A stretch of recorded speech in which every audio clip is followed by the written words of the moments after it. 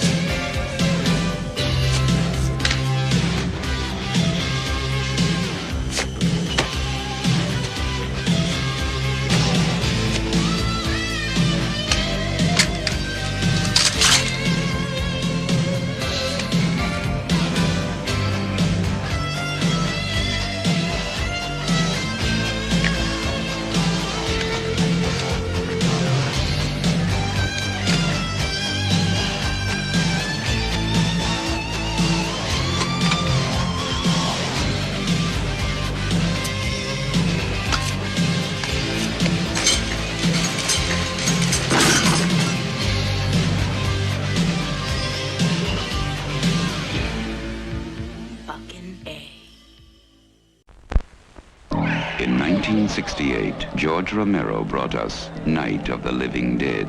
It became the classic horror film of its time. Now, George Romero brings us the most intensely shocking motion picture experience for all times. Dawn of the Dead. Night of the Living Dead has ended. Dawn of the Dead is here.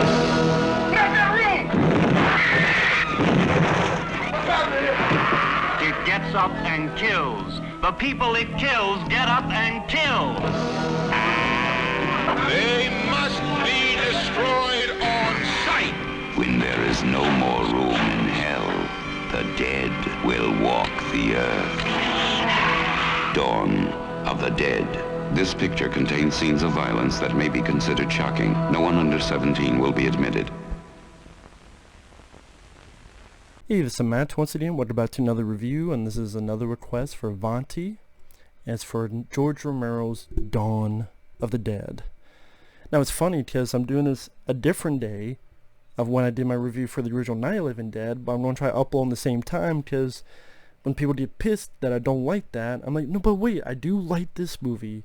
I love this film, and watch it again, I still love it. Dawn of the Dead is what I can't say it's what I wanted from Night of the Living Dead, because that's not a fair assessment, not at all. But this is more my cup of tea when it comes to a zombie film, when it comes to this type of picture compared to the original Night of the Living Dead. Because that film, I just found it boring. Most of the characters I didn't care about. Most of the actors I didn't care about, other than the lead, Dwayne Jones. I liked him. The others I didn't care for at all. It tries to be scary. I just wasn't scared. Granted, to be fair, for the time, I understand and respect what it did. And granted, for this, I was never scared either. But I got more that I enjoyed out of this compared to Night of the Living Dead. And I do like Day of the Dead. Land of the Dead's okay. Diary of the Dead sucks. Survival of the Dead is one of George Romero's worst films. This one, though, is my favorite George Romero film. It's my favorite zombie film. It's one of my favorite films of the 70s. I love this film tremendously, to the point I just saw again the Mall Hours cut, which is on YouTube, which is the longest cut, where someone put stuff that was only in the Dario Argento version, stuff that was only in the extended cut, as well as some other stuff found other places. They put it all together. I saw that and I still love it. And that's like over 2.5 hours long. I love the comic book nature to this movie. I love the gore. I love the cast. Ken Foree, Scott Reiniger. Those two especially did a great job. I loved the Score by Goblin, even the score, the pieces of music where George Romero just got for free, I thought those worked with the film. It's definitely an action-packed movie. I never found the movie boring. The whole idea motif of the mall, which was a new thing at this time, fairly new thing, this indoor shopping mall, which nowadays they're almost extinct, which is sad.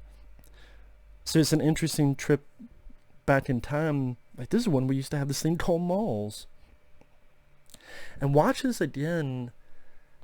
This film can be played very much in comparison with today's age, where you have this situation that seems to be getting worse and worse out there, so let's find a place and hunt her down like these folks do in the mall. And how you're trying to live a life and get lost in materialism and all sorts of stuff, even though the world out there is hell on earth. When you watch this film, in a way, it does hold up today. You know, the story, the ideas behind it. And I thought that from the very beginning, when there's chaos in the newsroom, and you really get the idea that the shit has truly hit the fucking fan. And, you know, the very first shot is our lead actress with blood red carpets, and that's not the last time you don't see red, because you see a lot of red and a lot of blood in this. And watch it again, it just surprises me how much George Romero got out of his production with such a low budget. Whether calling in favors or people going, hey, I want to do it, it's Night of the Living Dead, it's Pittsburgh, I'll do it, I'll volunteer. Just the amount of stuff he got from, you know, this chaos in the newsroom and all these people in that, to a SWAT team going to an apartment building, all the residents of the building, all the zombies in the building, to the part where all these hunters are rednecks, they're having a ball drinking beer and they're having a good old time hunting zombies, to all the shit going on in the mall. And in the mall, there are points where they're driving cars in the mall. When the bikers come in, how many drive their fucking motorcycles all across the mall? And the amount of fucking headshots and zombies getting killed, or they get their heads cut off, or they get their hands cut off, or a screwdriver in the head. It's just amazing to me just how much they were able to do. And of course the effects by Tom Savini. Now granted, the zombie effects, they're not as advanced as Day of the Dead. The blood looks a bit more of a Crayola type of color blood. The makeup of the zombies, they're definitely not as articulate in its designs and specific like Day of the Dead, where each zombie could have a very unique look. This is missing, because you just didn't have those tools in 1978. So the more of the white, pale look. But I was fine with that. Like in this case, I was fine with that, because I understood of the time being, which yeah, you just say the same thing with the original Night of the Living Dead. But I don't know, maybe the superficial reason it's in color, so then when you do see the bites, there's more impact. One of the first big ones is when Woolie's gone ape shit. You know, the crazy SWAT guy blows up a head, like a popping a pimple, popping a zit. The neck and arm bites and the being pulled like they're Laffy Taffy, but with a big gush of blood. Still, even to this day, even though yes, the color's not the right amount of red, it has that visceralness to it. And in a weird way, it does play off with kind of looking at this as a comic book movie. Fun, entertaining comic book film. It just felt big. It felt like an epic zombie movie. That's one of the only drawbacks I had with Day of the Dead, based on just George Romero wanted to have a bigger movie, but because of the lower budget, not having much money, they just had to be in the mines, so they couldn't do a whole lot compared to Dawn of the Dead. But then they made up with having some really good makeup effects. But man, just the amount they were able to put into this with such a low budget is still rather amazing to me. Amazing and refreshing to watch again. Just how many movies nowadays are like, oh, we didn't have the budget. I'm sorry, we didn't have the budget, so then it looks cheap and it looks like it's in 3 rooms. And then you look at this and like they had a lower budget than you, and just how the scope of it is quite amazing. Just before I go on, I remember the first time I saw this, there was a store that's long gone called On Q. I think they were bought off and it changed to, I want to say a Sam Goody, maybe something else. But On Q, back in the day, is where I would find a lot of VHS tapes, like John Carpenter's The Thing, among many others. And one of them was Dawn of the Dead. And honestly, I did not know anything about Dawn of the Dead. It just looked cool. It was a VHS tape, and on the back there were no pictures from the movie.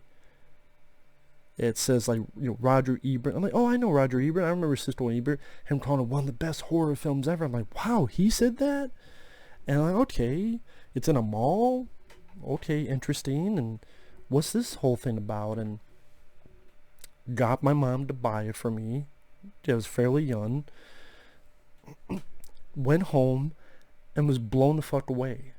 You know, I remember watching it and just, when that first head explosion, I went, what the fuck? And I rewound it a couple times, like, oof. And then went down to the mall, and I'm seeing they're shooting all these zombies. I'm like, and I remember as a kid when he got to the end of the film, and Ken Foree had the gun to him, and I'm like, oh man, like, fuck, you know. I didn't curse, but I'm like, oh, in my head, fuck this is bullshit. And then you had almost that, it's not cowboy music, but it's the he's shooting the zombies, he's punching, he's jump kicking, he's escaping. And even as a kid, I'm like, this is my favorite character, I hope he lives. He did. And this is embarrassing. I remember as a kid jumping on the bed being excited. But hey, what can I say? I was a kid. This wasn't like it was last week. You sure? Well, I mean, no, seriously. I was a kid, like, oh my god. Jumping on the bed, excitement for the ending, because I would not have thought of it this way as a kid, but looking back on it, I can gather it was because in the back of my head, I'm going, you're doing such a good job. You hit all the right notes for me. Don't fuck it up at the end. Don't screw it up at the end. And it doesn't. And it's satisfying. Because the original ending of this film, Gaylen Ross, who's the lead actress, and Ken Foree, their characters were going to die too. Because the end of the original Night of the Living Dead was very depressing. So they were going to do that again. And Ken Foree was going to shoot himself because he didn't want to go on. And then Gaylen Ross, I guess, even though she's pregnant, she gets so depressed she was going to put her head through the helicopter blades. So I'm sitting there going, wait a minute, you don't want to kill a pregnant lady by suicide, by putting her head through a helicopter blade? I just imagine if they had went with that ending, I sincerely think the film would have been ruined. I don't think Dawn of the Dead would be the film it is today. People go, oh, well, that's stupid, man. Night of the Living Dead. No. As much as I don't like the ending in Night of the Living Dead, even I could say with the tone of that film, it makes more sense than the tone of this film. The tone of this film, with all the levity and fun, as well as just how an action comic book feel, it would not fit. It would not fit at all. That'd be at the end of Die Hard with a Vengeance, which there is an alternate ending, but if there was another alternate ending where he kills Simon Gruber and then he killed himself, and John McClane said, pfft, and that's the way it ends. I'd be, well, definitely Die Hard, I guess. He was so hard to die, he had to do it himself. God damn, John McClane, what are you doing? Some people be like, oh, that's cool. But to me, I'm like, no, that's fucking stupid. That's fucking stupid. And I think that would have been fucking stupid of them to do it this way.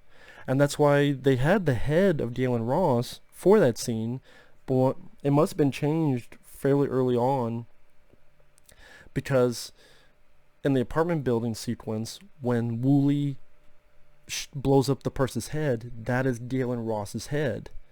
They just colored it, did some changes, and then blew it up. Now, in comparison with all the edits, it took me a long time to go through all the differences, so I'm not going to do that. I will say that my least favorite cut is the Dario Argento cut, because it's the shortest version, and the Dario Argento cut edits out a lot of the humor and levity, which I think is a mistake. That's a good portion, like that's one of the strongest points of Dawn of the Dead, is its fun and levity. That's, to me, what helps make it Dawn of the Dead. And Dario Argento put a lot more of the goblin, and the goblin music is good, but in the Dario Argento cut, it's a bit too much with the goblin music. Like, there's goblin music in scenes that in the original version there was no music, and you know what, there didn't need to be music in that scene. So like Dario Argento's cut of Dawn of the Dead, I think, is not that good.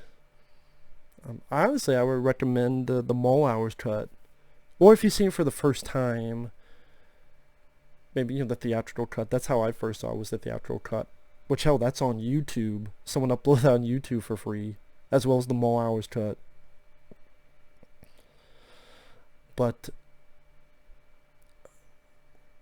one scene that is in the extended version is when you have the helicopter pilot, his girlfriend, Gaylen Ross, and the two SWAT guys.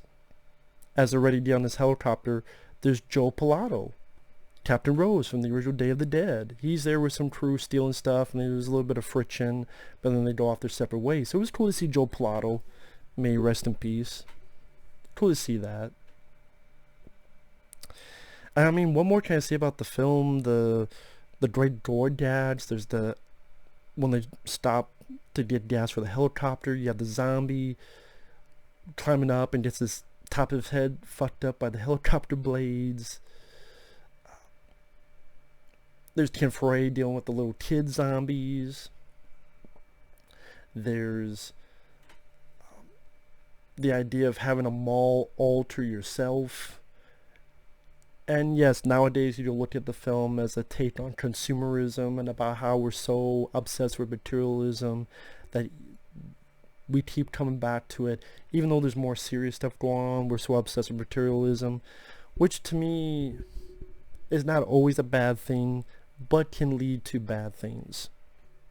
I think materialism can help you alleviate your concerns or your paranoia or your stress with what's going on in the real world, but at the same time you can't get too overwhelmed by it to forget about the real world. And that's kind of what happens here later on. And it was also that fantasy, that wish fulfillment of what if you had a mall to yourself? What if you had control of a mall and you could do anything? Now, I imagine this was like 1990 and you had a mall, so then you had VHS tapes and Laserdisc and all this other stuff and video games and even much more of that.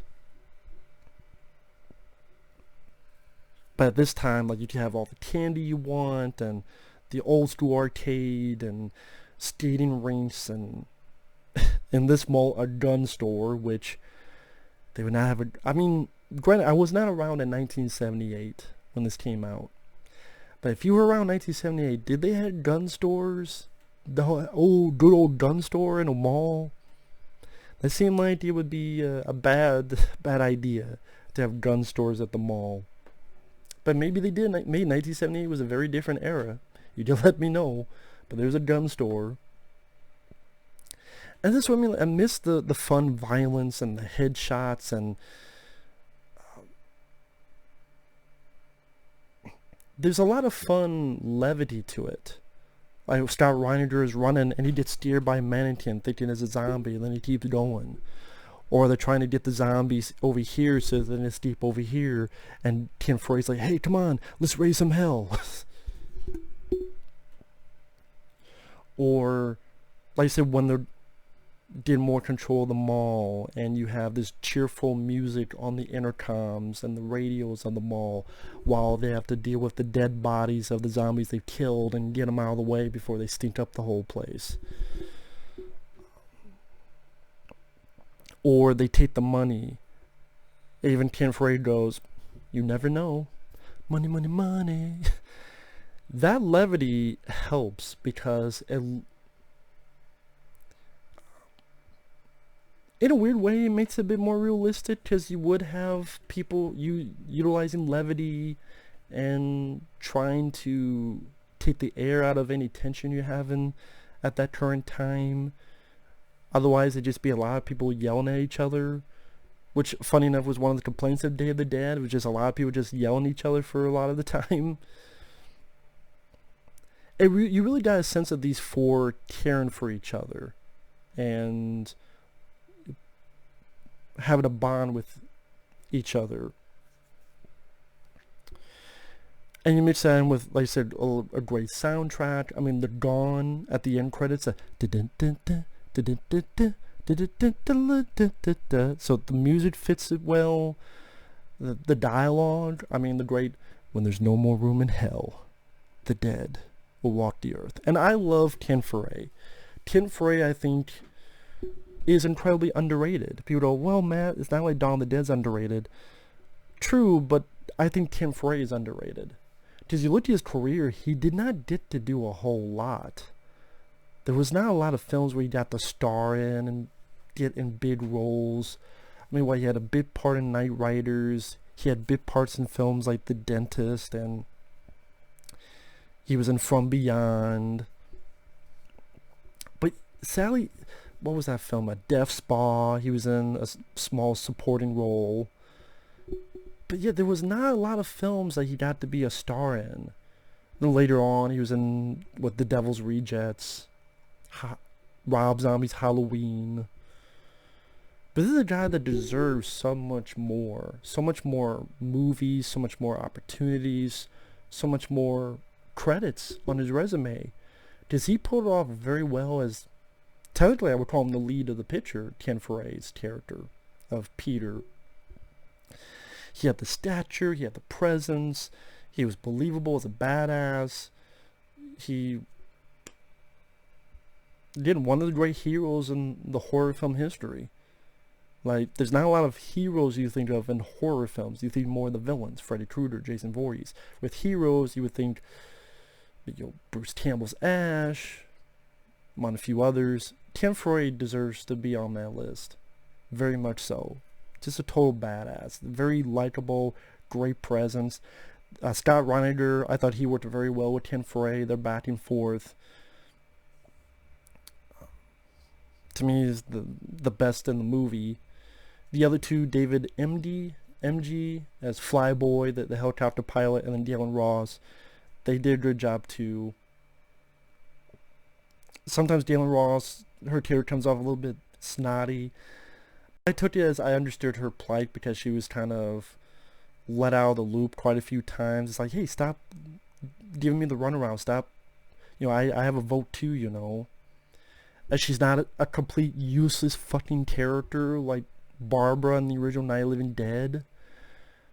No, she's not as badass as Patricia Tallman in Night of the Living Dead remake.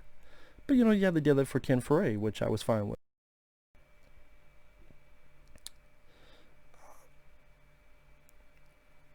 And just a lot of great moments when Scott Reiniger is turned to a zombie and the reveal, and very well edited. He's rising up, cuts to Ken Foree. He's rising up some more to Ken Foree. Rising up even further, more to Ken Foree. That editing back and forth, elevating that tension to the ultimate conclusion. And Scott Reiniger's makeup was really cool in that scene. Definitely one of the better zombie makeups in the movie.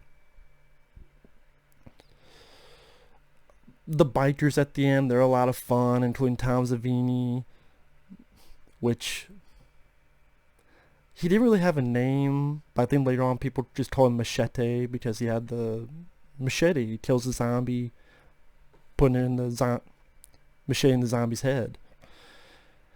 The first couple of times I saw this, I never realized that when he's chasing Ken Foree and almost stabs him, he goes, "I see you, Chocolate Man." I didn't realize he called him Chocolate Man. That's something you would get away nowadays. But it's a bad guy, so it made sense that a bad guy would say it.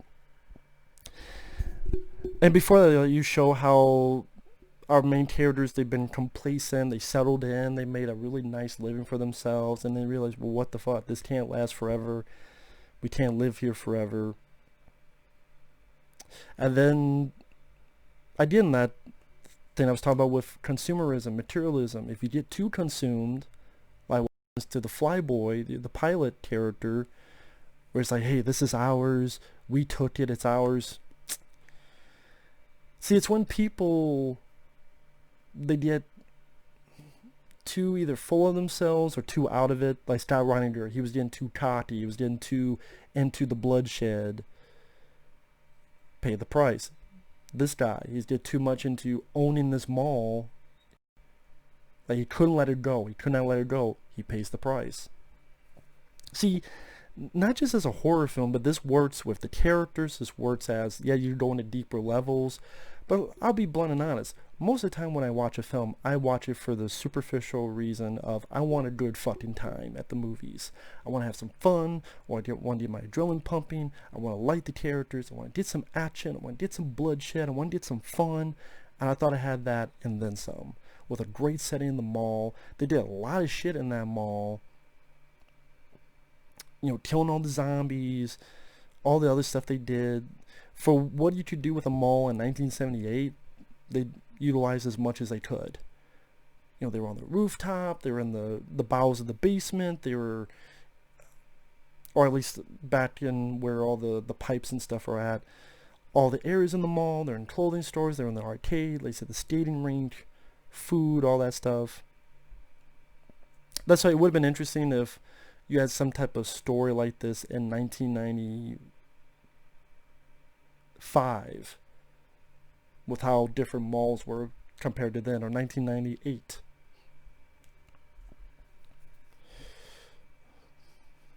I know there's that game Dead Rising, which that game takes place in a mall,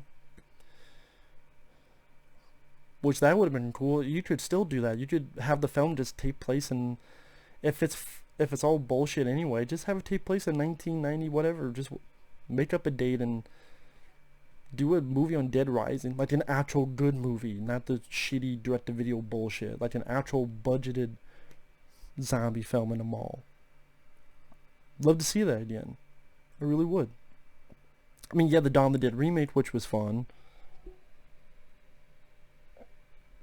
But the people, I like the remake. I honestly think this utilized the mall better than the remake. That's just my opinion. But I still really like the remake of Dawn of the Dead. It actually wasn't that bad. Wasn't that bad of a remake at all.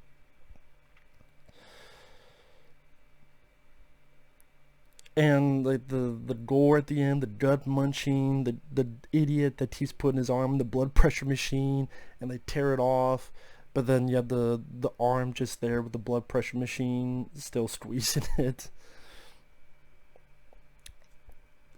Again, people could complain about the look of the zombies or the look of the blood. They could complain about other nitpicks. I really have none. Like I said, this is one of my favorite films ever. It's my favorite zombie film. Just, it hit all the notes for me. You know, I like the actors. I like the characters. I really like the lead. The gore is plentiful. The action is plentiful. The setting was unique, especially for the time. And such a fantastic idea. You could look at it deeper if you want, with the consumerism angle. How even when people would go in malls at that time, they would actually walk like they were in Dawn of the Dead because they had no agenda. They just walked around for something to do. Or you looked at it as this fun, entertaining, at times funny, at times gory comic book movie. to me, it was an epic horror film. It was an epic zombie film. And I don't think you'll ever get that again, because the way, well, nowadays, the way the world is today, but also with that budget, I think George Romero had a lot of people who was willing to do what they could, get a lot of bang for your low bucks. That's not going to happen nowadays. You'd either have to have someone have the guts to put a big budget into a film that would be unrated and practical and not filled to the brim with CGI. You actually have to have the guts to do that and be like, you probably don't lose money, but at least you'll have this. Some cheap, low budget, CGI filled crap affair. Or it's going to be The Walking Dead, which I don't give a fuck about The Walking Dead TV show. I never gave a fuck about that TV show. Even George Romero never gave a fuck about that show. That's why he never directed it. He didn't even give a fuck about that show. But yeah, Dawn of the Dead, I think is George Romero's best film. I know his favorite is Martin and Day of the Dead. That's cool. To me, it's this.